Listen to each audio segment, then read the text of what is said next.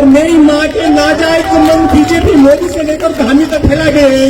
मेरी माँ के लिए अशुद्ध बोले गए और मुझे 25 तारीख को मारने की धमकी दी गई है। मुझे बड़ा दुख है। आखिर कौन है वो जो मंगलेश डंगवाल को मारने की धमकी दे रहा है? इस मामले को हम विस्तार से समझेंगे। दरअसल मंगलेश डंगवाल का ऋषिकेश में एक कार्यक्रम था जहां पर कि लोग उनके गीतों में, उनके जागरों में खूब झूमे। लेकिन लोग सब हैरान तब हुए जब मंगलेश डंगवाल ने मंच से रोते हुए कहा कि मुझे जान से मारने की धमकी दी जा रही है, मेरी माँ बहनों को गाली दी जा रही है। लेकिन ऐसा आखिर क्या हुआ कि मंगलेश डंगवाल को पूरा उत्तराखंड पसंद करता है, लेकिन फिर उनको मारने की धमकी कौन दे रहा है और आखिर क्यों दे रहा है? इससे पहले इसके पीछे की कहानी को हम समझते हैं। इसके पीछे की कहानी यह है कि इन दिनों उत्तराखंड में निकाय चुनाव चल रहे हैं। निकाय चुनाव में ऋषिकेश नगर निगम सबसे ज़्यादा चर्चाओं में है और यहाँ पर चर्चाओं में होने की वजह है कांग्रेस और बीजेपी के अलावा निर्दलीय प्रत्याशी दिनेश चंद मास्टर जी। जी हाँ, वही मास्टर जी जो कि इन दिनों ऋषिकेश में चर्चा का विषय बने हुए हैं और निर्दलीय प्रत्याशी के तौर पर मैदान में हैं। दरअसल ऋषिकेश में भारतीय जनता पार्टी और कांग्रेस ने जिन प्रत्याशियों को मैदान में उतारा है, उनको लेकर लोग आरोप लगा रहे हैं कि ये लोग भारी हैं। और इसी बीच मास्टर जी की एंट्री होती है चुनाव में, जिसके बाद लोग दो धड़ों में बढ़ जाते हैं, भारी वर्सेस लोकल में। तो मास्टर जी को लेकर कहा जाता है कि मास्टर जी लोकल हैं, इसलिए लोग दो धड़ों में बटे हुए हैं। और इसके पीछे एक और कहानी है कि मास्टर जी के समर्थन में जो सांस्कृतिक कार्यक्रम था उसमें गढ़ रत्न नरेंद्र सिंह नेगी पहुंचे हुए थे, जहां पर हजारों की संख्या में लोगों का हुजूम उमड़ा और जिसके बाद से कहीं ना कहीं चुनावी का जो पारा था वो और बढ़ गया।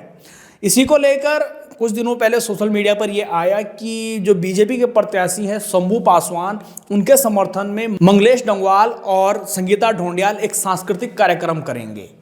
फिर क्या था, जो लोग दो धड़ों में बटे हुए थे वो सोशल मीडिया पर इन दो कलाकारों को लेकर टिप्पणियां करने लगे। लोग कहने लगे कि आप बाहरी लोगों का समर्थन कर रहे हैं और मंगलेश डंगवाल और संगीता ढोंडियाल को लोग अक्सर ये कहने लगे सोशल मीडिया पर, जिसके बाद संगीता ढोंडियाल ने कार्यक्रम में जाने से मना कर दिया।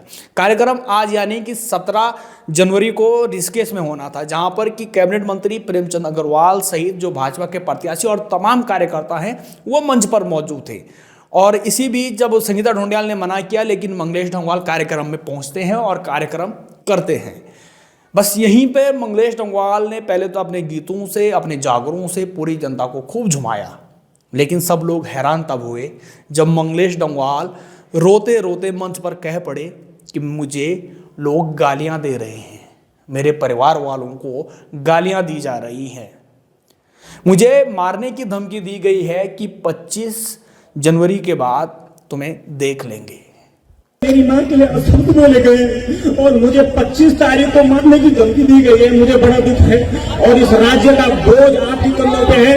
आपकी सरकार हमें न्याय देगी। मेरी माँ बहनों के स्वाभिमान के लिए नेताजी आपके प्राण चले जाए, लेकिन आपको झुकना नहीं है, रुकना नहीं है। और जिन्होंने मुझे विचित्र शब्द, मैं तो एक संस्कृति का सेवक हूँ, आज 27 साल 50 साल मेरी उम्र हो चुकी है, मैंने ऐसा संस्कृति की सेवा करके क्या अपराध किया है? विश्व पटल पर 12 देशों में मैंने अपनी संस्कृति को पहुंचाया है। और मेरी माँ के नाजायज संबंध बीजेपी मोदी से लेकर कहानी तक फैला गए।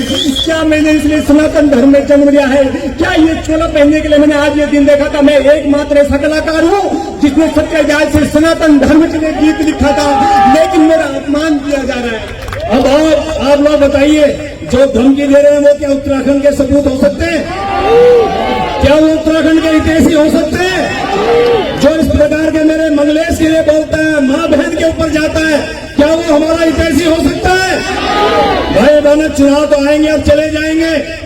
तो ये चुनाव का जो माहौल है, इसी वजह से जो ये मंगलेश डंगवाल को जिसने भी ये धमकी दी है सोशल मीडिया पर, और भारी वर्सेस लोकल का जो चुनाव होने जा रहा है, इसीलिए लोग दो धड़ों में बटे हुए हैं और मास्टर जी की कुल्हाड़ी पर भी खूब धार लग रही है।